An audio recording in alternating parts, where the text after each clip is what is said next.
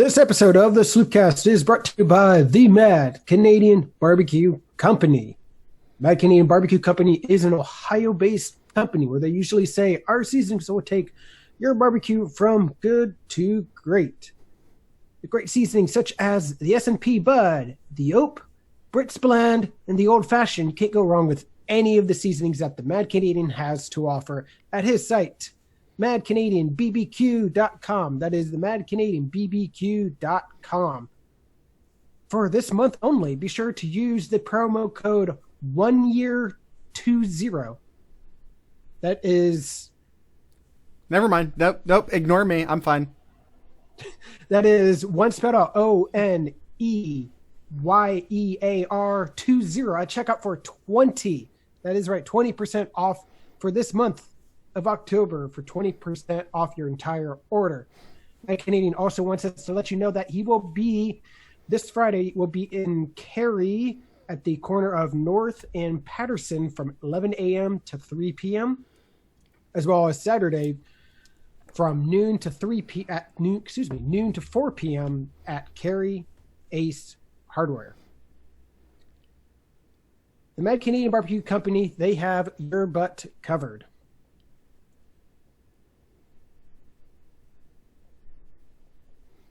What's up, YouTube?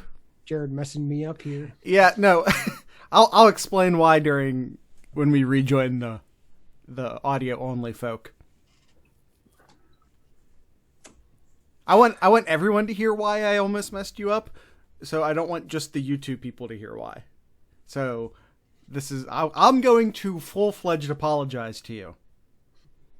By the way, we have dog Cam. She's just off frame. She's a good girl. There we go. Oh, hitting the desk. All right, let's rejoin the audio folk. We've got barbecue back here. You're all invited. Welcome to the Sloopcast. How are you doing today, Kyle? Doing pretty well. How are you today, Jared? I owe you an apology, Kyle. Owe you an apology. I owe a few people apologies. I'm going to start with you, though. I messed up your first ad read, and I apologize. The Mad Canadian gave the Discord listeners a special promo code that's worth more than 20%, and I thought Kyle was about to just give that away on the podcast. You know, Jared, and if you look at the notes, it says right there. I know, and this is why I'm apologizing. Normally, when someone apologizes, the recipient of said apology doesn't then turn around and try and make it worse. So I think you owe me an apology now. No.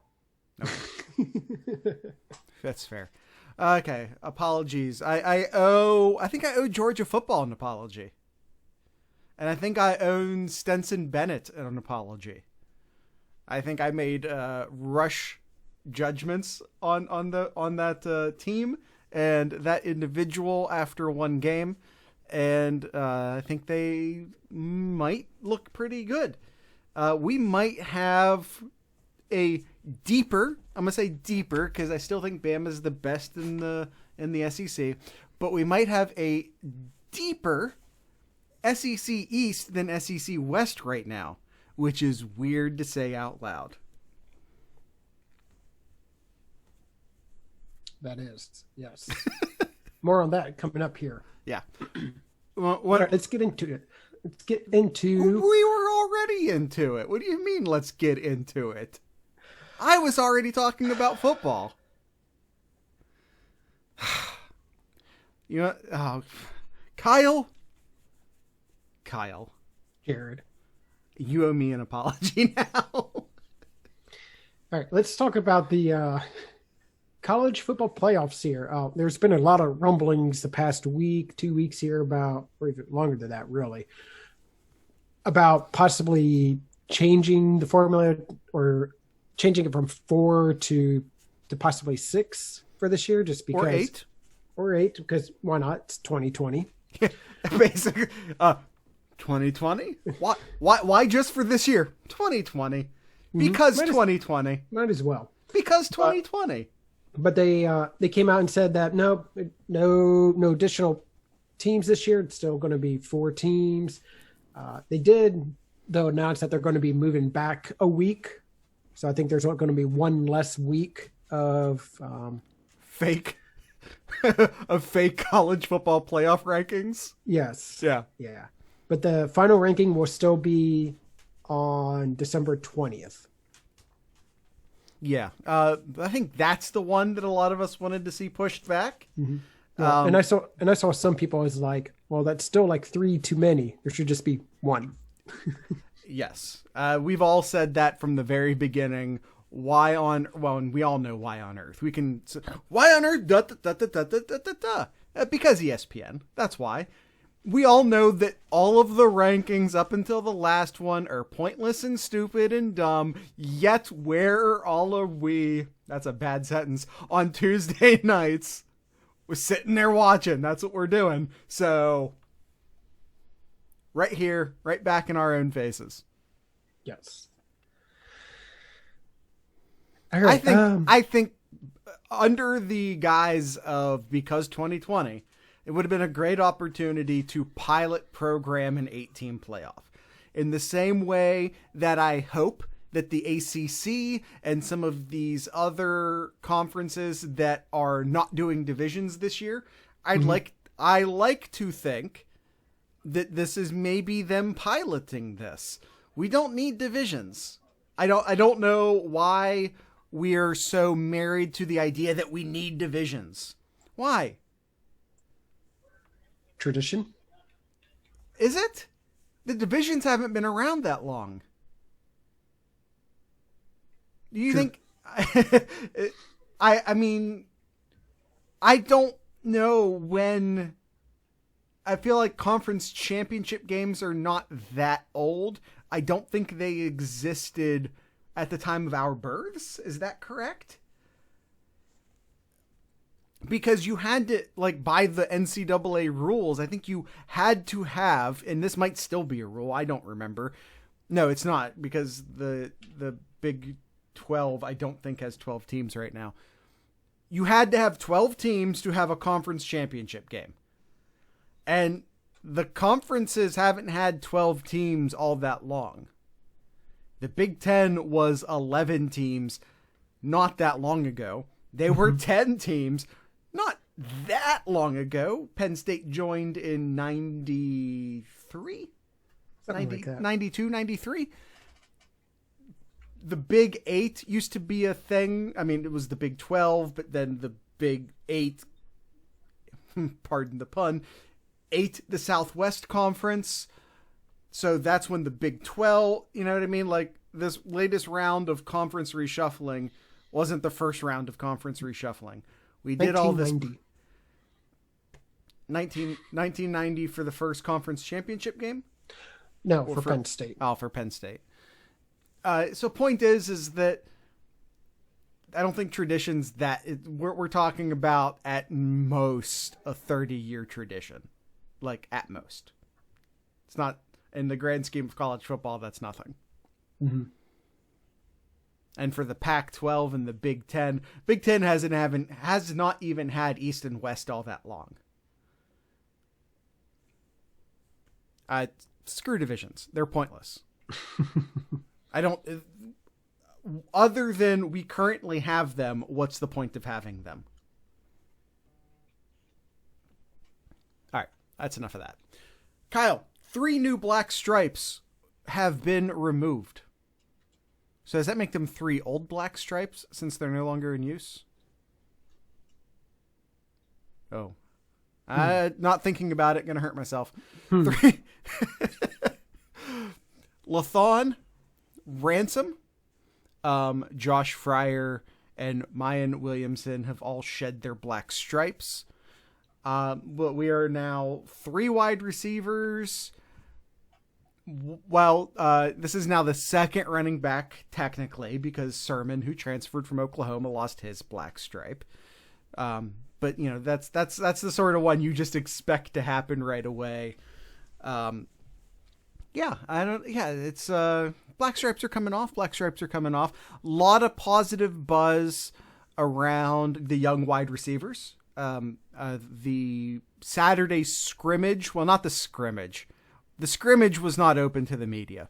They had a scrimmage. The scrimmage was not open to the media, but the media did get in to watch the first half might be generous, the first section, the first part of the Saturday practice at the Horseshoe. And it wasn't much. I mean, I'm sure that Tony and Tom were happy to get into the shoe on a Saturday just for the sake of spending a fall Saturday in the shoe. When, it's such a thing, especially for them, because they go for work every single game just to be there. I'm sure that was great for them. But, they saw some drills and some warm-ups and some stretching, but didn't get to see the actual scrimmage. But a lot of what we're hearing is a lot of reinforcement of what we've sort of just had trickle out of the camp so far, which is that we have 3 wide receivers, true freshmen, who are going to be in heavy rotation. Yes. You're going to have 3 freshman wide receivers in heavy rotation, maybe from week 1.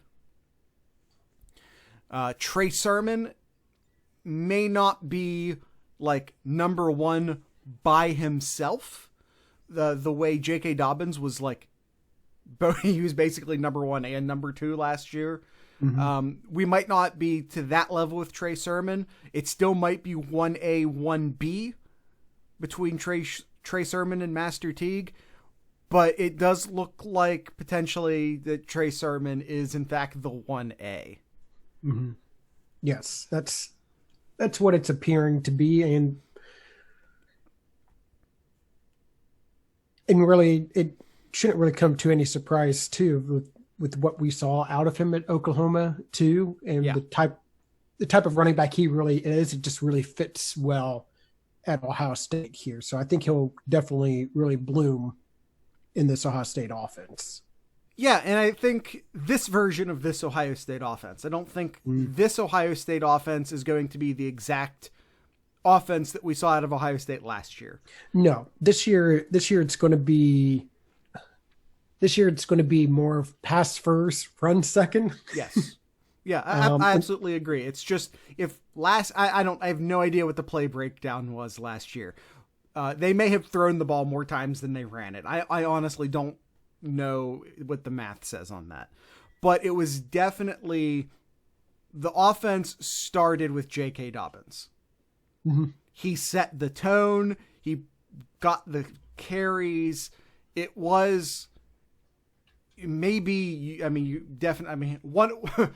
Fields is the one that went to the Heisman ceremony. So I'm not, I don't want to overstate it, but it was at least the foundation of the offense was J.K. Dobbins, even if he wasn't the star or whatever of the offense. That still belonged to Justin Fields, but Justin Fields is now the entire thing. This offense will begin, end with Justin Fields. This will be a pass-first offense. Mm-hmm. And I do think Trey Sermon probably fits that mold a little bit better than J.K. Dobbins or Master Teague. Mm-hmm. As what we back in the day would have referred to as him being a third down running back. That was a term we used to use that's not really relevant anymore. But Trey Sermon is more that mold as opposed to Master Teague or J.K. Dobbins, who back in the day you would have referred to as first and second down running backs. Mm-hmm. Last year, Jared? Yeah. Average per game, 47 attempts rushing, 28 passing. There you go. So now, about 20 more attempts rushing. First, thank you for looking that up. Second, that's probably pretty heavily skewed by Master Teague getting junk carries. I bet you could, if you just went in there and you subtracted the entirety of not just that, but any kind of scrambles too would be considered a run as well. That's, as are sacks in the college football game. Those go into the books as running plays. Mm-hmm. That's actually a really good question. How many times he got sacked? It's probably in the stats. I'm not saying look it up, but it's typically a stat that they keep. But yeah, it just, when I say, I'm not at all surprised that the run pass was that heavy towards the run, but that does not necessarily indicate the plays called for a lot of different reasons. Let's see. So those are the black stripes. Kyle, we have a new commit for the 2021 class. Kind of hinted this on our last episode here. Just a little bit. It kind of hinted. Just a little bit. No, we definitely didn't hint it. I definitely didn't know this was happening. Makowski. Yes. Zen Makowski has officially committed to Ohio State. He's a late rising star in the 2021 class. Kind of a 3/4 star border. He's a 3-star guy. He's gonna be a 4. By the time the final rankings from the final composite comes out sometime in February, I have a really good feeling that he's going to earn that 4th star. Kyle, I don't have the tweet in front of me. I want to try and find it potentially. Okay. Last week we talked a bit about how these players kind of went into a black box because there wasn't a summer camp series. There wasn't a lot of visitation. So a lot of these players just sort of disappeared into a black box and then reemerged later into football season. And it wasn't really easy to sort of track and evaluate what these players were doing or the developmental changes that they went through, both from a skill standpoint, but also from just a body change standpoint. These are young people who spend a lot of time in the weight room, who are still just as human beings growing up. Sometimes we lose sight on how young these players are. Yeah. I am still just trying to find this tweet. I'm not going to find this tweet in a way that isn't going to lead to me talking for an obnoxious long time, killing time. But it was something like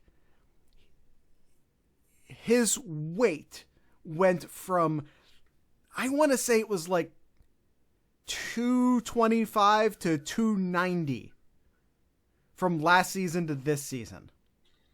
In a year, he has went from 220 pounds to 290 pounds. So if you ask the question, how does an offensive lineman go from off of the board almost to all of a sudden getting scholarship offers from Penn State and Ohio State?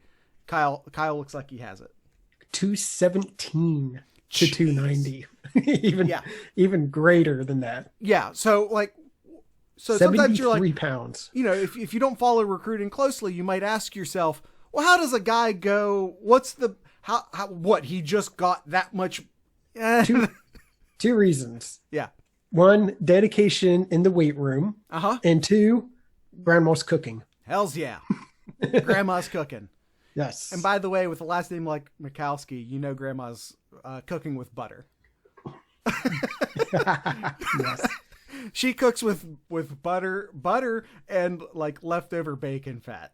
Like there's no margarine, there's no Pam spray taking place in that household. That's a cast iron pan and a half a stick of butter. Yes. All right, let's see. What do we want to talk next here, Jared?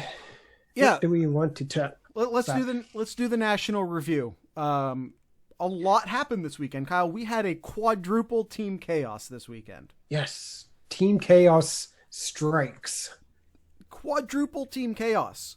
And for a lot of teams not playing, that's a lot. All right. So which one do you want to cover first?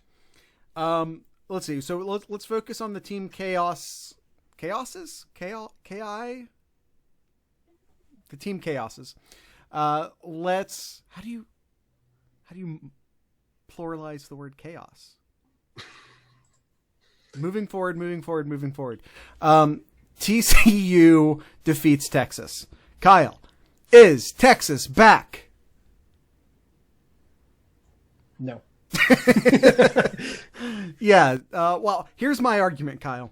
Texas is back. They're back to where they belong. Every year they get moved out of where they belong and into the top 10 or into the top 15 in these preseason polls. And now Texas is back. And by which I mean they're unranked again or close to it, because this is where Texas belongs.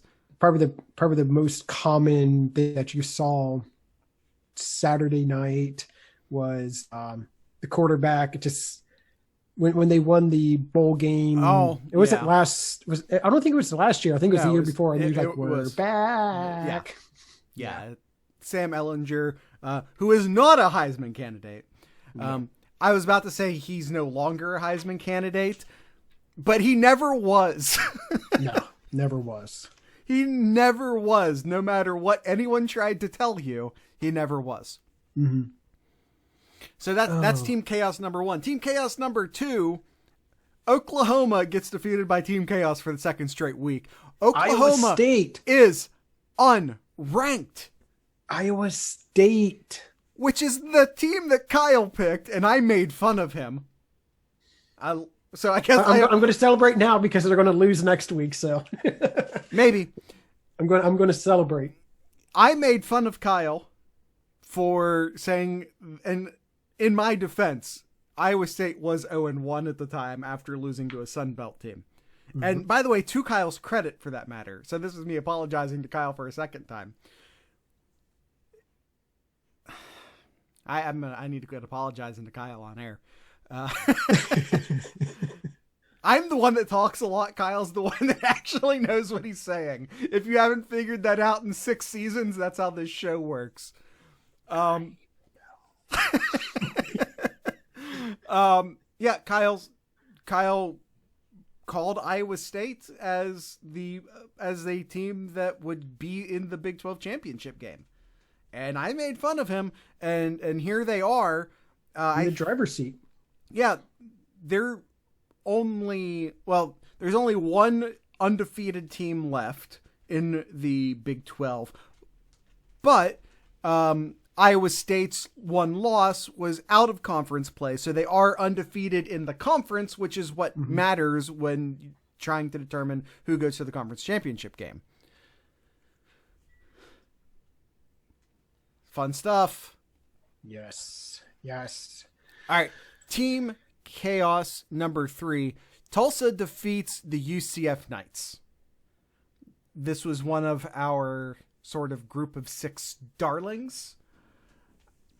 It seems to be one. It's just, we always have this conversation of like, who's the best group of 6 team. And this year the conversation was mostly surrounding a trio of American Conference teams, and UCF is a team that has falsely claimed a national championship in the past, but they did it against Bama.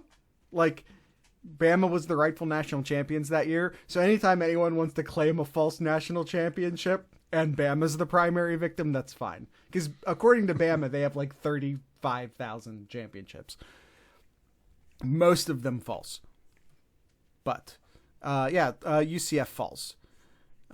Additionally, Memphis falls. That's another group of 6 darling. And they have also fallen to SMU, who I think is now, along with Cincinnati, the new group of 6 darling. Yes, they are. So some other ones that you haven't mentioned here, though, Jared, that they may not be necessarily Team Chaos, but upsets. We could probably throw in Arkansas defeating Mississippi State. Mm-hmm. Yep. Put that in there. The Wolfpack defeating Pittsburgh. Was Pittsburgh even, we don't acknowledge they were? I thought they were. I might be mistaken. But... I believe you're mistaken. Okay. I've been paying attention to polls, and neither should you. So I'm not 100% sure. Mm-hmm.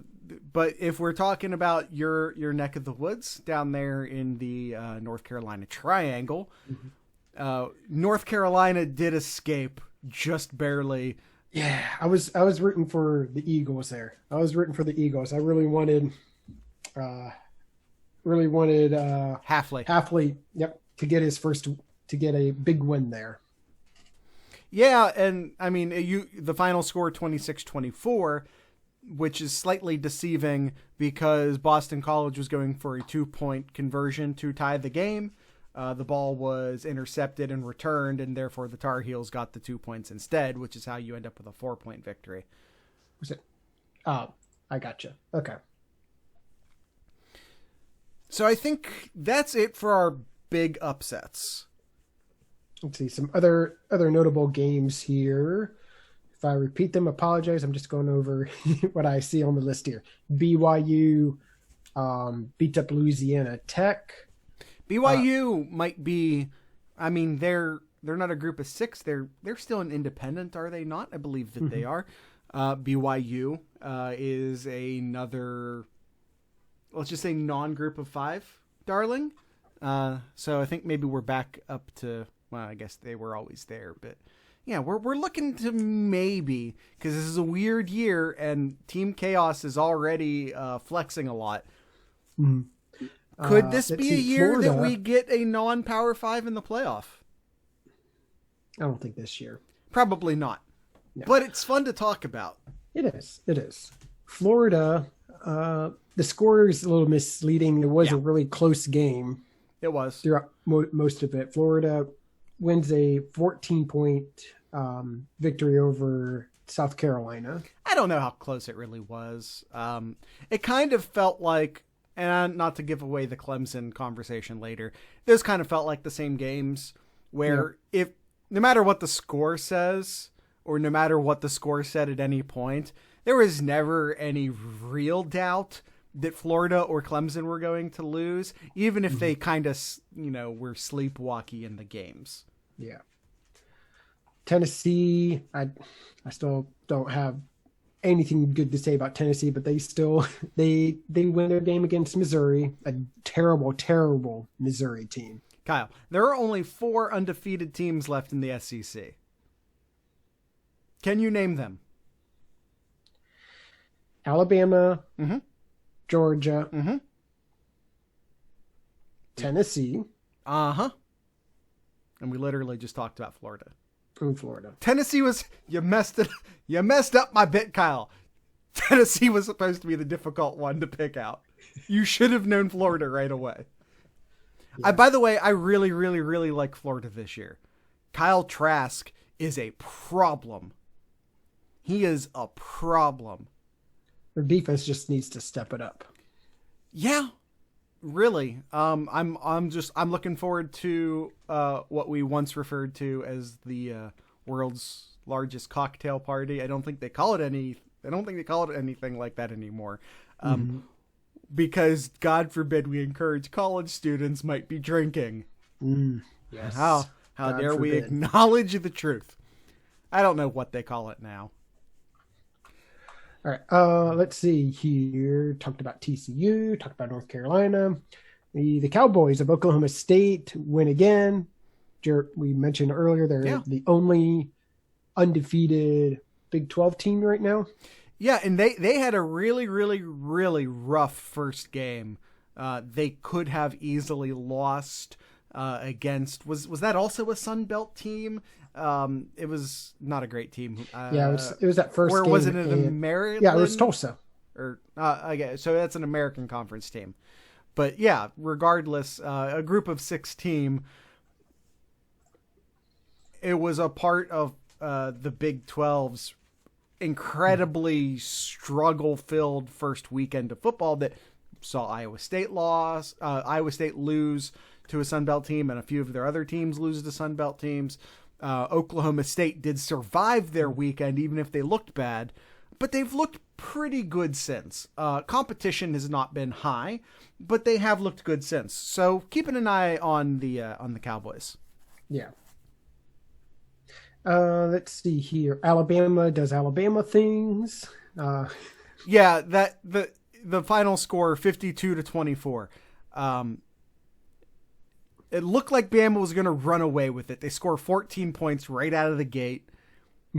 Then the Aggies score 14 points right out. Just all of it, like you almost want to just turn it off and walk away. Oh, okay, Bama's doing Bama stuff. Let me check out the Clemson game or something. Then the Aggies come running back.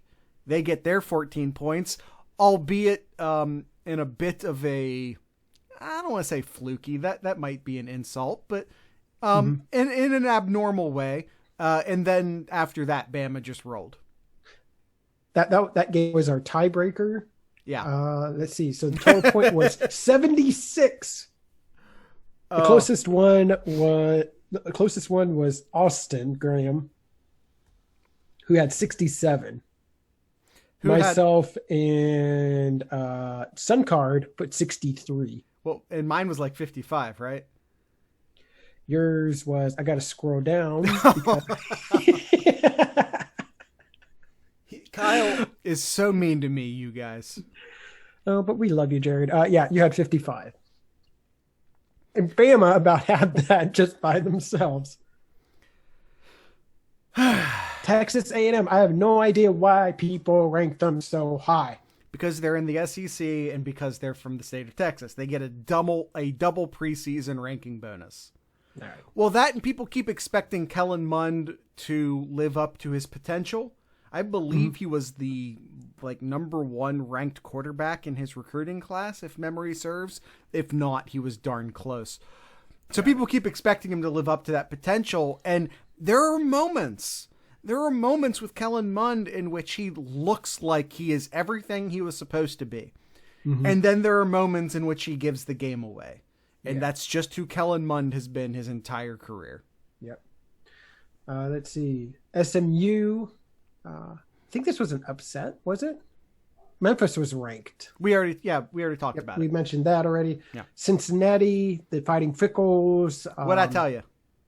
The Fighting Fickles. What'd I tell you? When we were doing the slew picks, I was like, Cincinnati's going to win this, but Fickle has too much stress in him. The score of this game was 28-7 forever. Cincinnati could have a lot of people picked Cincinnati here. There was only four people, half of them right here talking. Yeah. That picked South Florida. Yeah. That was one of the few games we actually won this weekend. Yes. Not a great sloop pick performance from Kyle and I. Not from anybody, really. We'll go into that here in a little bit. Well, we'll do that on the other side of the ad break. All right. Wrapping up here, Georgia beating out Auburn, LSU. Well, I already. We're just gonna roll over that one. I mean, I personally apologize to Georgia, so I guess I covered it a bit, but yes, that was a big deal. I think you and I were both pretty high on Auburn and pretty low on Georgia, were we not?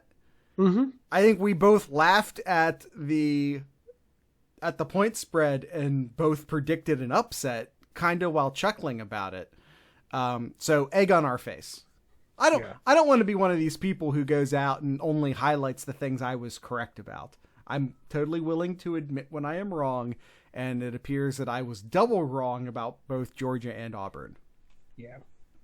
I would say, I'm definitely surprised by Georgia just because of history with Georgia here, but definitely be keeping a closer eye on Georgia here. But let's see here. Next games with the Georgia, Tennessee, and Alabama. I think they'll still kill Tennessee. I don't care care that Tennessee's undefeated right now. More on that on Friday's episode. Yeah. All right. Wrapping up here, LSU just beating to death of Vanderbilt 41-7. Talked about Arkansas beating Mississippi State, Tulsa over UCF, and Clemson beating Virginia 41-23. It was definitely the game was not even close. That 23, Virginia scored a touchdown with under 2 minutes left. Yeah, Clemson just didn't bring a killer instinct to this game. They let Virginia hang around. Anytime I think Virginia brought it within 10 points fairly late in the game, and then Clemson's offense was just like, oh, what, we're still playing? Okay, our bad. And then just went out there and immediately scored. After, like I said, you're Clemson. You win almost every game you play in. They took a bit of a mental breather against Virginia. I think that's all that it was. Yep. Did they look good? No, they didn't look good. Is Virginia bad? Yeah, Virginia's bad.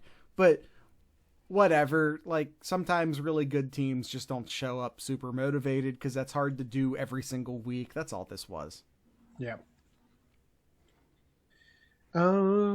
What else here? You added 2 more games here, Jared. Yeah. Ole Miss and Kentucky was just entertaining just because of the high level of dysfunction, but high level of entertainment that these two teams possess. They go into overtime. Kentucky had the ball first and proceeded to score a touchdown pretty quickly, but then missed the extra point in overtime. Hashtag college kickers. Hashtag college kickers. Yeah. The Mississippi teams are going to be fun this year. It's not to say they're going to be good. They're going to be fun this year. They're going to be train wrecks, and they're going to be wildly inconsistent, and they're going to be fun to watch. Yeah. Last one here you have, Jared. Air Force beating out Navy 40-7. Yeah, that's a complete demolishing. Whew. That's it. That's all. All right, Kyle. You want to talk to our good friend, the Mad Canadian? Yes, the Mad Canadian. Mad Canadian. If you didn't hear at the top of the show, we're going to say it again here. If you want to meet the Mad Canadian and you are in Northwest Ohio, the Mad Canadian will be across from the fire department in Cary, Ohio, which is in the corner of North and Patterson, Friday 11 a.m. to 3 p.m. or Saturday noon to 4 p.m. at the Cary Ace Hardware Store. Be sure to tell him that this folks at Sloopcast. I think I did that last week too. I sent you. All right, Jared, what do you got? What do you got behind you there? What do you want to talk about here? I brought most of the spices back from the kitchen. Which one do you want to talk about? Just pick one for me. Let's see here. Let's talk about one of my favorites, the Sonoran Heat. The Sonoran Heat. I think I have one of those back here. I'm not talking into the mic. I apologize. The Sonoran Heat is one of my favorites. Here it is. It's a do-it-aller. It is. I'll tell you right now that I obviously great on chicken.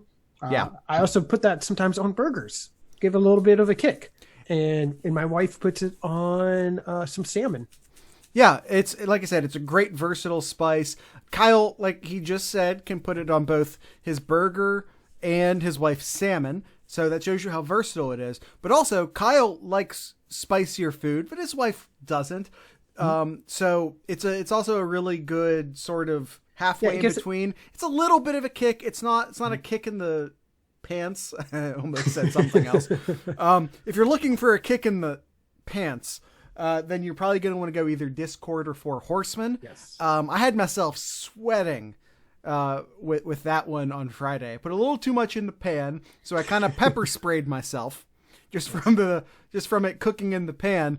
I just put a little too much in. But yeah, so why not grab both of them? Grab a Sonoran Heat. Yeah. To get a little kick, and then grab a Four Horsemen to get some good chicken wings or something to give it a nice heat. Yeah. To drink with a local beer in your hand. There you go.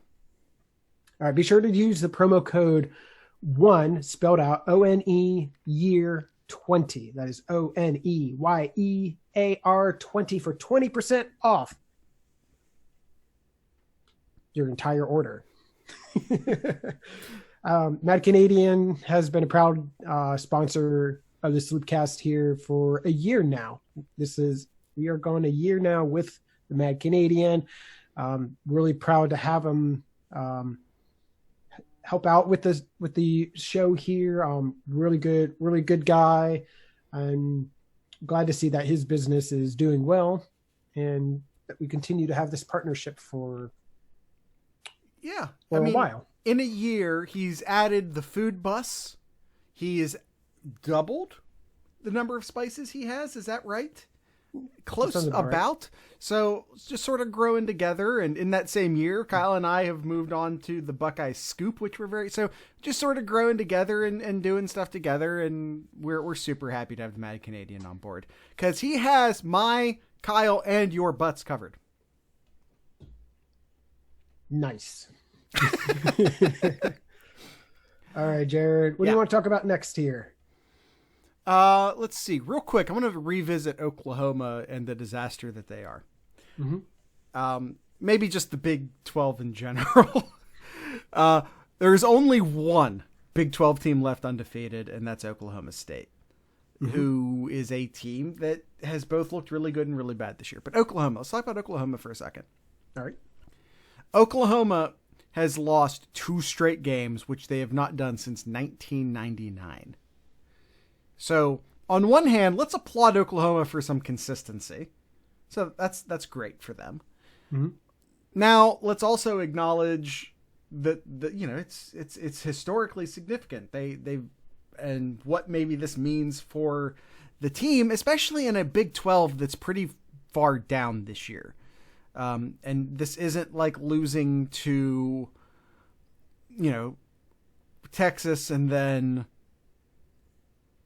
TCU back when TCU was good.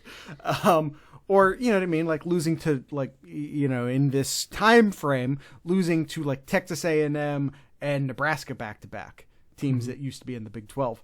So yeah, it's significant. But I also want to point out, not only has Nebraska now lost 2 straight games, they've now lost 3 of their last 4 games, having lost to LSU last year in the playoffs.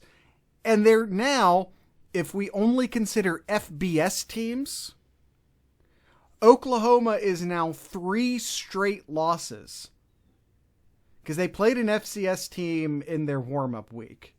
The out-of-conference Big 12 week that they did a few weeks ago. That was an FCS school. Oklahoma has lost 3 straight games against FBS teams. 3 straight losses for Oklahoma. Yikes. I think is my only real takeaway there is yikes. And they get to play Texas next. Yikes. What do we think about Texas right now, though? Find out Friday. Come listen to us on Friday. Come listen to the Friday episode. All right, let's see here. One team, as Jared just mentioned, only one team in the Big 12 undefeated, 2 in the Sun Belt, 3 in the Conference USA, 4 teams in the AAC and the SAC, and 5 teams in the ACC. I'd like to point out that all 14 Big Ten teams are currently undefeated. Yes, sir. Champions. No one has more. Well, Jared, what about the Pac-12? Oh, there's only 12. What about the Mountain West or the MAC? Oh, there's only 12 of those. Big Ten, 14 undefeated teams right now. Boom. For 2 more weeks. It'll be and then 7. And then that number gets cut in half. It's fun times we're living in. Weird, unique, fun times. Mm-hmm. Another fun time here is our Sloop Picks. Yeah. Our Sloop Picks. So we picked 7 games here. And of those 7 games, Tanner came out with the most correct for last week with 4.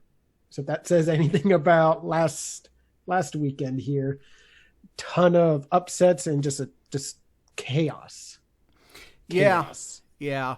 And we even, or I think you even said on a Friday's episode, like, we both picked the same teams. Yeah. That means that we're going to get most of them wrong. And I think that was in a Discord conversation because I think I was talking to Austin I think it was Austin. When like we were just sort of after the kickoffs, we just sort of sometimes get into the Discord and compare some picks. And it was just like, oh man, we all agree on a lot of these, which means this is going to be a disaster. That's ultimately what that means. It's going to be a disaster. Yep. That being said, we defeated Austin. Yeah, we had, so Tanner had 4 for last weekend, and then we had 6 others who had 3 right. Yeah. Not a great deal to bet against Vegas. Not a great week to bet against Vegas. That's for sure. So now if we look at the overall now. Yeah. Let's see. Jay is still in the lead with 10. Mad Canadian and Tanner with 9, and Duncan with 9. And then I don't know a name here, so I'm just going to go off of what he put here. It's the Abandoned Ohio Cemetery. And myself with 8. And then Jared, Austin, Melissa, and Suncard with 7. There you go. Well, we'll talk to the Abandoned Cemetery later. He's one of our guest pickers. Our sloop picks, by the way, are made up of Discord members and people who will be doing guest picking later this year. Yep. So we have a total of 16 this year. So yeah, we'll see if there's any separation next week here. Yeah, should be fun here. So speaking of the Sloop Cats over in the Discord, we have some Ask Sloopcast questions to get to, Kyle. Yes, let's get to it. All right, first up here, Jared, from Austin Formation. He has a couple of questions, but we'll start here. Should the Pac-12 be punished playing? Nope, we answered that question already. Never mind. Dinger. Dinger asks us, I am only 20 minutes in from listening to Friday's episode. Pulled into work this morning right when you started the Sloopcast answers. I don't think you should have read that one, Kyle. Yep, that's right. Sorry, I did a search for Ask Sloopcast, and he did that. So yeah, a question from Dinger, but thank you for listening. This is off to a great start, Kyle. You're killing it. All right, let's do this one. Duncan's. All right, this is a question. Good job. Even though, nope, this one isn't even a question either. But we're just going to go right through here. He says, "Do we even want them both to stay? Nothing good ever comes of an undecided quarterback battle." Yeah, even Urban wasn't immune. Yeah, he's referring to the quarterback battle that could exist, will exist next year and could exist this year, God forbid, between Stroud and Miller.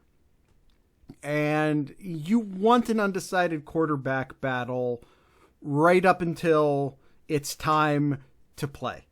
Yeah. Make no mistake, the fact that Ohio State had both Haskins and Burrow made both Haskins and Burrow better. And the problem will fix itself because, much like Haskins and Burrow, the guy that doesn't win will transfer out. Mm-hmm. It's really just that simple. But you want the competition. You want multiple people there. Because like I said, I mean, it's iron sharpens iron. Having both Haskins and Burrow made them both better. Yep. Next question here. Duncan asks, will name and likeness money allow minor sport athletes to accept prize money in non-NCAA competition, such as like running and winning $30 at a local 5K? No, because then you're accepting money for the competition that you're partaking in, not your likeliness. Your likeness. likeness. There you go.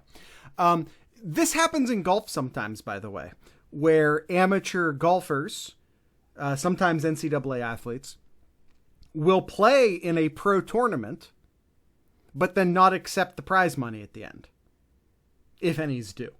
This happens.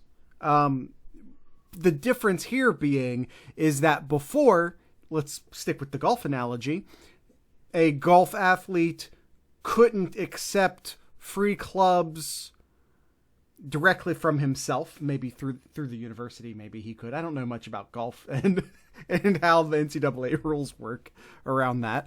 But now he could directly make a deal with Ping, I think that's a golf club, or Callaway, I think that's a golf thing, where before he couldn't. So you want to talk about like minor sport athletes, a tennis player can accept a thing from Wilson.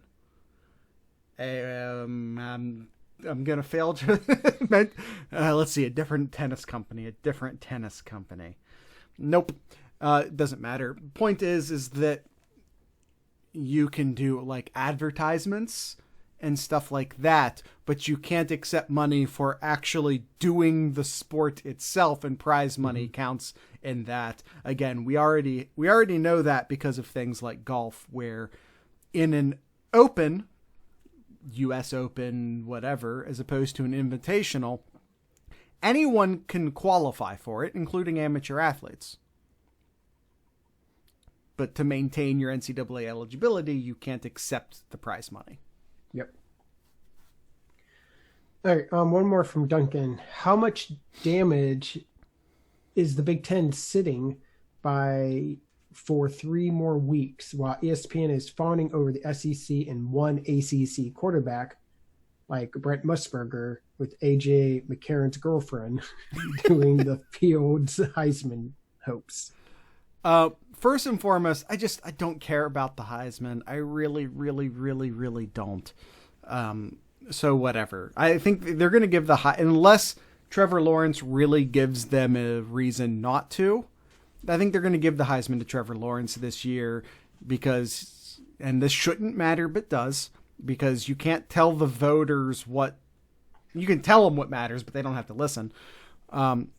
It'll be a career achievement award given to Trevor Lawrence because he's been doing it for 3 years, and we can talk about if that's right or if that's wrong, but it doesn't matter. I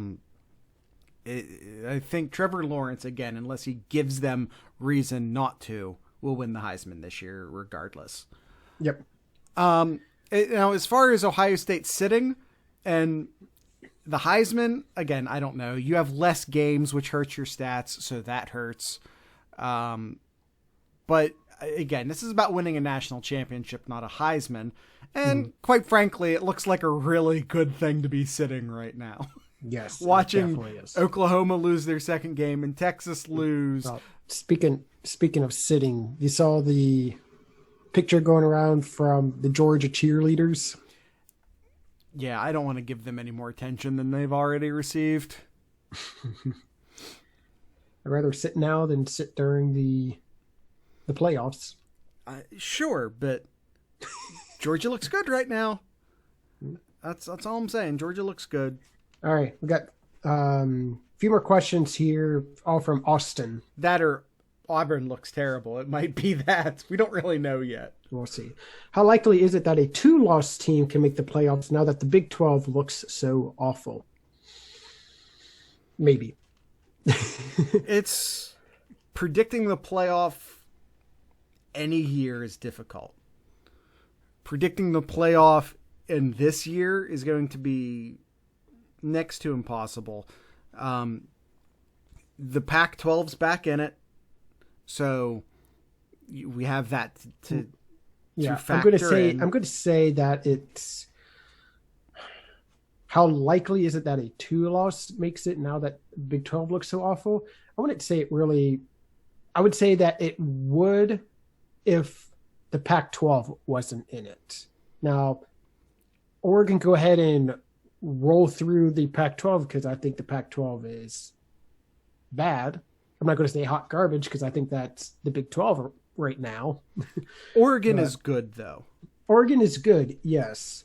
They lost their left tackle, whose name is escaping me, though. He opted out, and it does not look like he's coming back. And he was arguably, maybe inarguably, the best player on that team. So that's not great for Oregon.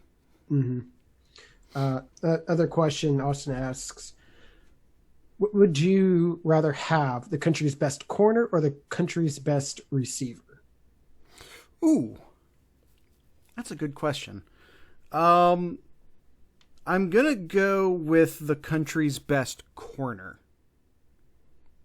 Especially if he's a lockdown man-to-man corner. Yes. And I think we're talking about the nation's best corner. That sort of compliment is normally paid towards a lockdown man corner. Simply because you lock down a quarter of the field right there. You lock that line of scrimmage to 20 yards down. If it's like on a 101 scenario there, you got a lockdown corner who's essentially got a quarter of the field on lockdown. Then you can just focus on the other 3/4 of the field. Yeah. Or for that matter, it's just taking their best player off of the field. Especially in a, if it's a spread team that has 5 wide receivers on the field, maybe not so much. I'm just really trying to talk myself out of it right now. But I think I want the best corner. Because the corner can go out there and he can do his job and he can take away the offense's best wide receiver. That's his job. He's going to go out there. He's going to do it. Mm-hmm. With the country's best wide receiver, if you have a really good defensive line, you can harass the quarterback and the receiver becomes a non-factor. Or that they may focus more on that best receiver. Like, all right, they may have the safety also looking, even though they may do like a zone, but it's still hey, this is your zone, but your main focus is on that receiver there. So essentially you have 2 people covering one receiver. You can double team the best wide receiver, but if you're putting all that focus on that wide receiver, that then does open the field up for the other players. Mm-hmm. I'm going to go say the same thing on the defensive side. If you can take away one with one, you can focus more on other parts of it too. So. Yeah, when you're taking away their best wide receiver with just one of your guys, that frees up your other defensive backs and your linebackers to go focus on the run and go focus on the other stuff. It's a good argument to be had. If someone really, really wanted to, they might be able to talk me out of my choice, but I'm going to go best corner. Yep. I would tend to agree. Defense wins championships. All right, last question. I don't know how true that is anymore, but... Where do you think Fields will be picked in the draft if he has a similar season to what he had last year? High. I think he is... Top 5. For sure. That's hard to say because you don't know who's picking and if they already have the quarterback that they want. Well, it's a quarterback. Somebody's going to trade up. Potentially. And you know what? Even probably. Mm-hmm. I think it's difficult to project anyone as a top 5 simply because there's going to be 6 or 7 elite players. Mm-hmm. Yeah. And it just sometimes boils down to need. Like I said, if the teams that are in that top 5, and of course, like Kyle said, they can trade out, but if the teams in the top 5 have their future, if Cincinnati is one of those teams, they're not going to trade out because they probably need, say, the offensive tackle from Oregon, but they also already have Joe Burrow. You know what I mean? So top 5 is difficult. I'll say about 10. Okay. Quarterback's a weird thing to project that. I do think that Trevor Lawrence projects better to the pros. So I think Trevor Lawrence size with Trevor Lawrence. There's a lot there with Trevor Lawrence. I think Trevor Lawrence is the first quarterback off of the board. Mm-hmm. So then where does the second quarterback get taken? I'm not buying this hype of the kid from North Dakota State. I like him. He can go first round. He can be good in the NFL. That's all great. I don't buy this idea that he should be picked ahead of Justin Fields. I think that's ludicrous. If he has a comparable year to last year, I say top 10. Top 15 for sure. It just depends upon, like I said, need and if another quarterback works their way into the conversation. Yep. And right, you know what? Look, I'm dancing around it. I'm just going to say it. There's a lot of racist ass dudes in the NFL still who still think bad things about black quarterbacks. I was dancing around it, but screw it. I'll say it. We should be past that. And in most cases we are, but those people do still exist. Mm-hmm. Yep. It's stupid. It's ludicrous. It's awful. It's all of those things, but it exists. Yes. All right. With that is all we have in our notes for today's episode.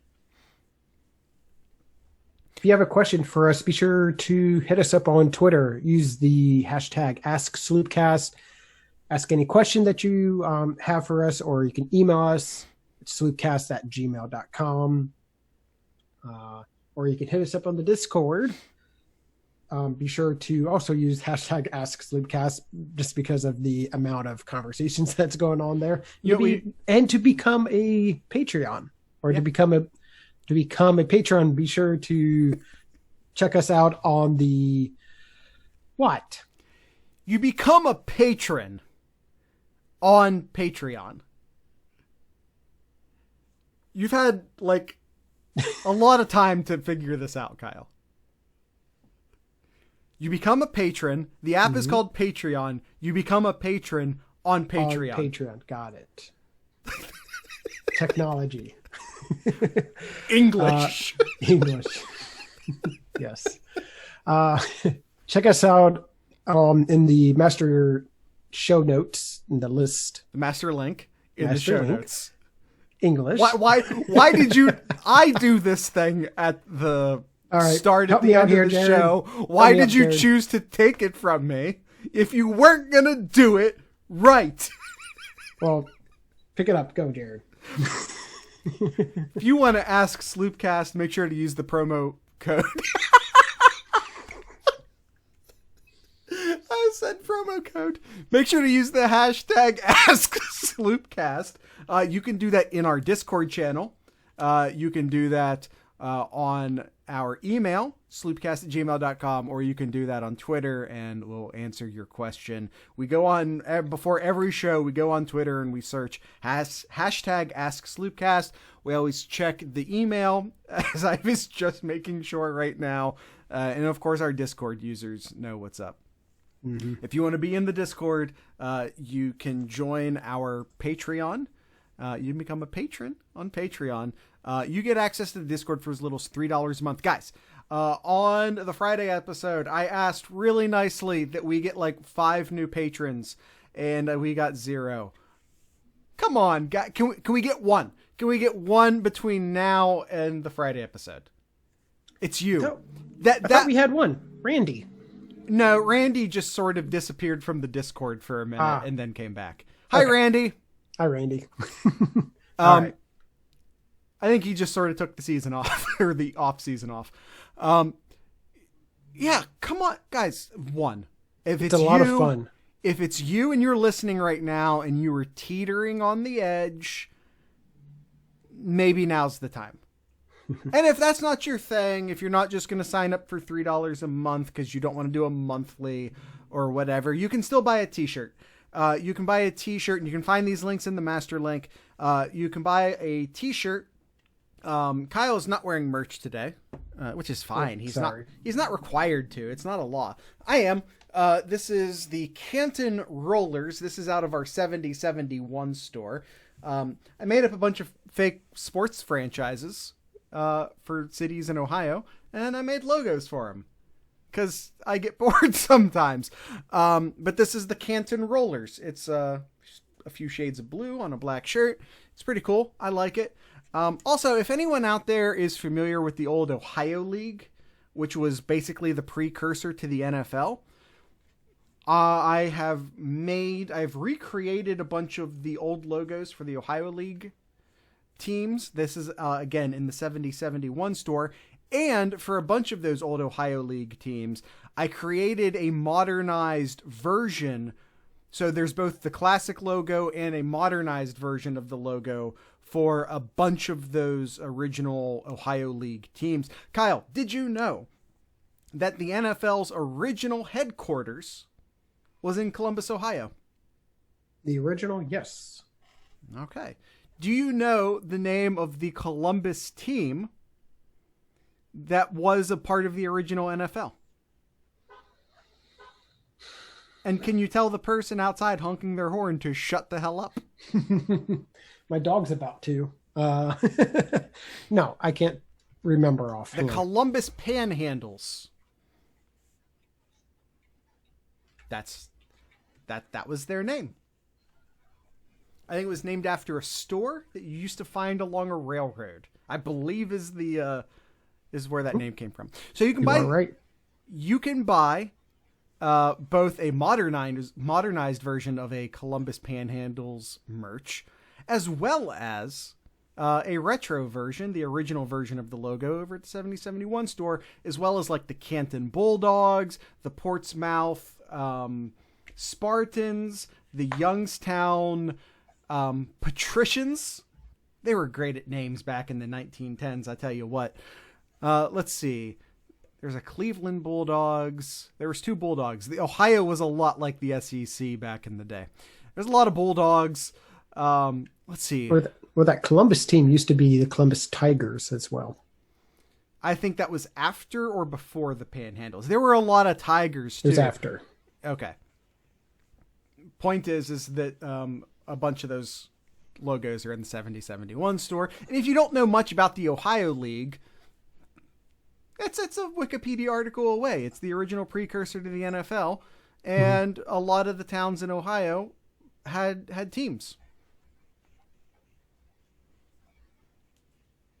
That's it. Kyle, what do you have in Kyle's corner? Got a couple of things. Former Ohio State wide receiver Austin Mack. Yes.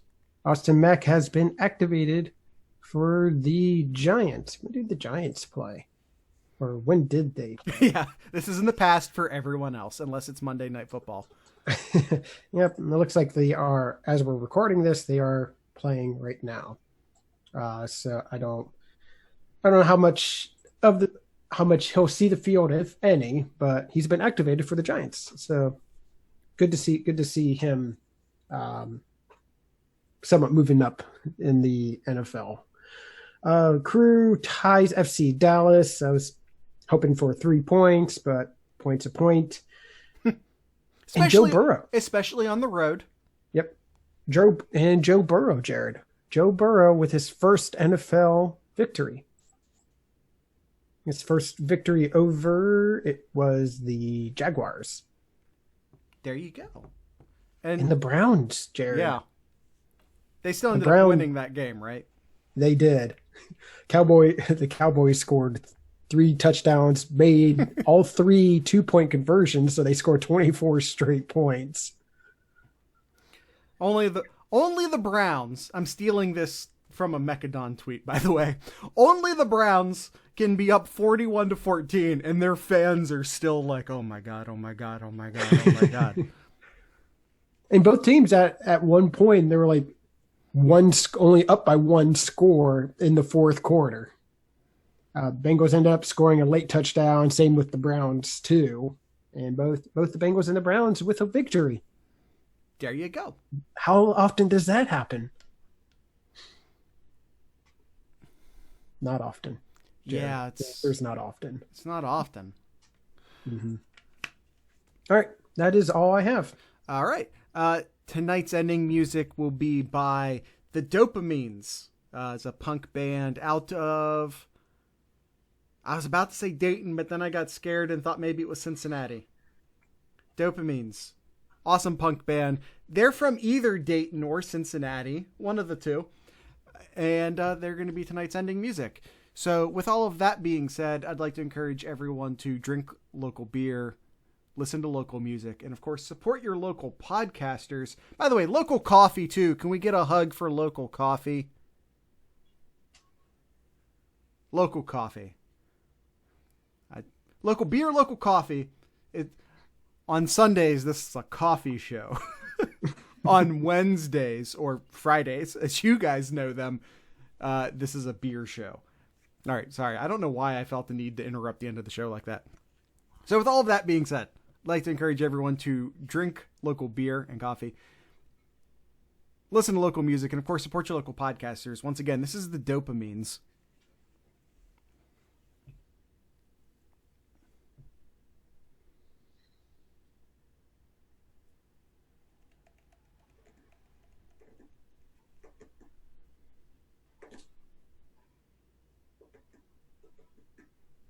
I forgot we're talking to YouTube. Hi, YouTube. I was waiting to see if you're going to say something. I'm just there, just zoned out. That was just me turning my brain off for a second. When you force yourself to talk for an hour straight and then all of a sudden you don't have to anymore. Oh my God. It's just like, yeah. You guys don't know. I mean, I'm not asking you to feel sorry for us or anything, but like every once in a while, someone will give us crap. It's always on YouTube, by the way. So this is why I'm talking to you right now, YouTube. Someone will give us crap for forgetting someone's name or for this or for that. And it's just like, unless you've stuck a microphone in front of your face for an hour and talked the entire time, you just don't know. Sorry. You just don't know. So if you want to give me crap, that's fine. And then share a link to your podcast. But most of you are great. The fact of the matter is that in the 6 years or in the 6 seasons Kyle and I've been doing this show, I can count on one hand the amount of people who have actually listened to the show, who have been like critical or dicks to us. And most everyone else seems super cool. But you wade in the waters of YouTube, and every once in a while you'll find someone being a dick. All right, let's rejoin our audio listeners. Would once again like to thank the Dopamines for ending today's show. Be sure to check them out in either. I could have looked it up during the break, but I didn't. In either Cincinnati or Dayton. Kyle, did you know that the Ohio League team in Cincinnati are called the Celts? The Celts or the Celts? Celts. Unlike the team in Boston, they know how to pronounce the letter C in Celtic. Yes. I really liked the modernized logo I made for them, by the way. So I might be buying one of those for myself here soon. Anyway, this show is not brought to you by my t-shirt store. It is, however, brought to you by the Mad Canadian. Kyle was talking about the Sonoran Heat a lot on the previous ad read. I would like to plug the Smoked, which is also a really good versatile. That's very versatile as well. And then there's the S&P Bud, which I know I got back here somewhere. That's the S&P Bud. That's like your versatile trio. Like if you're someone who eats a lot of different stuff, if you're like a beef eater, if that's what you're into, you eat a lot of hamburgers and steak and maybe beef ribs. I would really point you towards the Kerry steak. I would point you towards the old fashioned is great. For that. There's a lot of great options for beef. But all three of these would also work on beef, but they also all work on chicken. They all work on vegetables. They all work on pork. Really feel like I'm forgetting one in particular that's good on beef, and it's bothering me. The Coffee and Q. The Coffee and Q is fantastic on beef.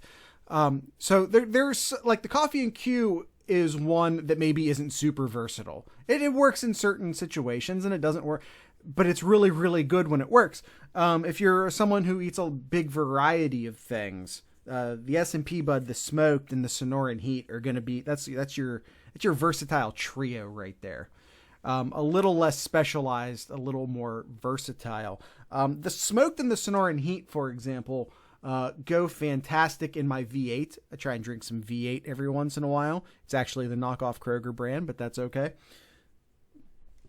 And I put that in there a lot. It sort of gives the V8 a good spice. The S&P Bud is a potato cheat code. That is a potato cheat code right there.